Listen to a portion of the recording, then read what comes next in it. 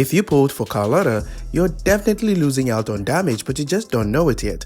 Let me use this clip here as an example. After activating Carlotta's Liberation, I was able to do damage with the first death knell attack or cannon shot to put it in simple terms, but in my attempt to dodge this attack right here, it cancelled the second cannon shot. A similar thing happened with my fourth cannon shot as well. You can see that in my attempt to dodge, it cancelled the fourth cannon shot even though the crosshair animation appeared on crownless. Even with my free-to-play build in a hypercarry team, you can see that I'm hitting 40k damage with just one cannon shot, so missing out on one of them can significantly affect your damage output, but not to worry because that's where I come in. In this video, I'm going to show you exactly how to fix this problem so that Carlotta's gameplay can be more comfortable for you. But before we proceed, be sure to leave a like and subscribe if you enjoy gameplay optimization content like this one because it helps me out tremendously. There are so many Carlotta guide rotations that you can find on YouTube, but you won't find that many videos telling you to use her skill in her liberation state except a Carlotta quick swap video I published about a week ago where I use her first skill cast in her liberation state or E1 and after the fatal finale attack or E2. You can see here that she was able to gain 25% of her forte stacks after using her second skill cast. My initial conclusion was that she was able to regenerate moldable crystals after using her first skill cast or E1 while she was in her liberation, but it turns out that the moldable crystals she used to gain the forte stacks actually came from the one that she gained from her intro, which was only possible for her to maintain because I had the freedom to dish out damage right here without dodging, so the moldable crystals from the intro actually carried over to when I finished her death knell animation. I even made a community post about this that she got nerfed based on that clip after I did some testing to see if she can generate some moldable crystals by using her skill in her liberation, but it was actually written right here in her kit description all along that she cannot generate moldable crystals in her liberation state. So I sincerely apologize for any confusion I may have caused. However, any moldable crystals that she gained can actually carry over if you are able to use her liberation and then cannon shot fast enough. So now you can see that not using her skill cast in her liberation state is totally valid, but using it while she's in that state can actually solve the damage loss problem that I pointed out earlier in the intro, if done correctly, which can give you some added benefits due to the following reasons. The first one is that it reduces the enemy's aggression, because the first skill cast or E1 freezes the enemy for a short period of time. This can actually increase your damage more than you know if you're up against highly aggressive enemies like Crownless or Inferno Rider. I still can't believe why they nerfed Scar instead of these abominations. The second benefit is that it can help Carlotta gain 25% of her forte stacks before she leaves the field by casting her second skill cast or E2 after the fatal finale attack, which is the standard rotation for hypercarry teams, but only when done correctly because we've clearly established that she does not gain any moldable crystals while she's in her Twilight Tango state or liberation state. So now the question is, how do we rotate in a way that allows us to use her E1 while she's in her liberation state to freeze the enemy for a short while and still manage to generate moldable crystals to gain 25% of her forte stacks, making your gameplay more comfortable without losing damage from her cannon shots due to dodges? And that's exactly what I'm about to show you. Here's a quick rotation showcase of her revised rotations that I came up with.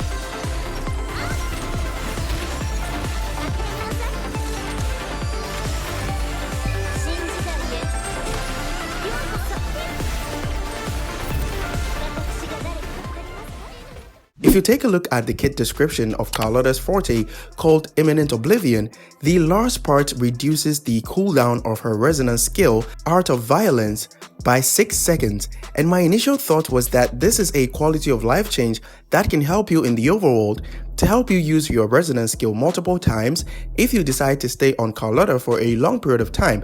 But after analyzing all the hypercarry footage that I have, I found out that every time I use Carlotta's heavy attack and activate her liberation, her resonance skill mostly become available after the second or third death knell or cannon shot attack, which grants you the opportunity to use her E1 or first skill cast while she's in her liberation state. But now some of you guys might be thinking that we don't gain any moldable crystals anymore in her liberation state, so why should we do that? And the answer to that is her heavy attack. Keep in mind that I'm referring to the heavy attack in her normal state, because using her heavy attack or holding your basic attack while she's in her liberation state will just activate her death knell attacks. In her normal state, her heavy attack will grant you 3 moldable stacks, so all you need to do is to use it after the fatal finale attack and then cast E2 or the second skill cast, which will help you regenerate 25% of her forte stacks before she leaves the field. And don't worry too much about losing E2, because when you cast E1, you have about 7 seconds before her skill goes on cooldown, so there's plenty of time to use E2. Now let's break down her revised hypercarry rotation. For my build, my crit stats for Carlotta is 76% crit rate on 237% crit damage. She's running the Static Mist standard weapon with 2-piece Frosty Resolve and 2-piece Freezing Frost. I haven't had any luck with getting double crit on all my Frosty Resolve echoes because that set actually hates me for some reason, so this will do just fine for now. Jeji is on Empyrean Anthem, but Moonlit will work just fine with the rotation I'm about to show you. For the healer choice, as I explained in my previous video, Jeji is best paired with Verena due to her concerto efficiency, but Shorekeeper provides better buffing for higher damage, so if your crit rate is 75% and above, like I have here, you can easily use Verena. Here's a simple graphical representation of what you need to do to pull this off. We first start with Verena's liberation and use her skill. Here I took advantage of Infernal Rider's attack to generate an additional forte stack. Swap to Jeji and use her skill. The reason we do this is because we'll be using dash cancels to cancel the animation of our teleportations. And as I explained in my previous video, you sometimes run into concerto energy problems, and we don't want to rely on dodges to get that tiny bit that is left. Swap to Carlotta, press her skill twice, but cancel the animation by swapping to Jeji before she takes off. Do full basic attacks with Jeji and cancel the last hit by swapping to Verena. Do full basic attacks to generate an additional forte stacks, but the stacks that I previously had was enough to make her gain her outro, so this could be considered as an error on my part. Echo skill, jump, and do basic attacks. Intro with Jeji, skill, and basic attack to generate all 3 Phantasmic Imprint. As I mentioned in my previous video, you have a bit of anti-interruption, so I tanked the damage as you can see right here. Press her skill to teleport, but cancel the animation by using her liberation. Keep in mind that the damage will still register, and you will still gain the energy associated with the first teleportation. Press her skill, but dash to cancel the animation. As you can see here, the dash triggered a dodge, which is one of the advantage of dash cancelling. Here I could have just outro, but I pressed her skill again and cancelled the animation with the dash to do a little bit of damage. Use her echo skill and intro with Carlotta. Press her skill twice, use her echo for additional damage, hold her heavy attack as she's falling to use her forte heavy attack as soon as she lands. Liberation, use her cannon shot or death knell attacks while waiting for her skill to come off cooldown. Use her skill to freeze the enemy and continue with the death knell attacks. After the fatal finale attack, use her heavy attack to generate 3 moldable stacks and then use her skill again. Use her echo skill but cancel the animation and intro with Jeji. Use her skill, swap to Verena and complete her full basic attacks. Use her skill, liberation, and repeat the whole cycle once again. So now your Carlotta can easily delete anything in the game while being cheeky about it by freezing the bosses during her liberation state, in addition to gaining forte stacks without any drawbacks or disadvantages.